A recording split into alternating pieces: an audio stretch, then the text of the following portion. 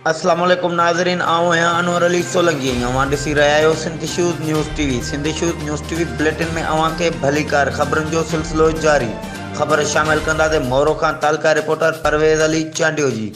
मोरो में क़ुरान पाक ऐं न्याणी फ़हमीदा सियाल जे क़ातिलनि जी गिरफ़्तारी लाइ ऐं शहीद नाज़िम जोखियो खे इंसाफ़ ॾियारण लाइ सिंध यूथ एक्शन कमेटीअ पारां दादू मोरो बाईपास खां परवेज़ सिंधी, हुसन अब्बास कलोड़ो, असहाब चांडियो, आजिज़ सोलंकी, अली रज़ा सैयद, साजन शाह, शहज़ादो अबड़ो, पपन अली शेख, सिंगा चांडियो जी अॻुवाणीअ में रैली कढी वई, जेका शहर जे मुख़्तलिफ़ रोडनि खां थींदी मोरो प्रेस क्लब पहुती। रैलीअ खे अॻुवाणनि ख़िताब कंदे मुतालबा कया त क़ुरान पाक ऐं न्याणी फ़हमीदा सियाल खे क़त्ल कंदड़ बोतारनि PPMPA गांव रिसराण समेत घुर्बल क़ातिलनि खे गिरफ़्तार कयो वञे, शहीद नाज़िम जोखियो सां इंसाफ़ कयो वञे ऐं सिंध में पखियुनि जे शिकार ते पाबंदी लागू कई वञे।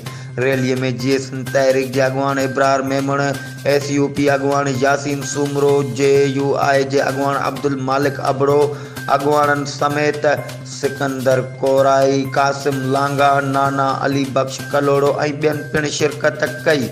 ही हुयूं हिन वक़्त ताईं जूं अपडेट्स। वधीक ख़बरुनि ऐं अपडेट्स लाइ ॾिसंदा रहो सिंध शूज़ न्यूज़ टीवी।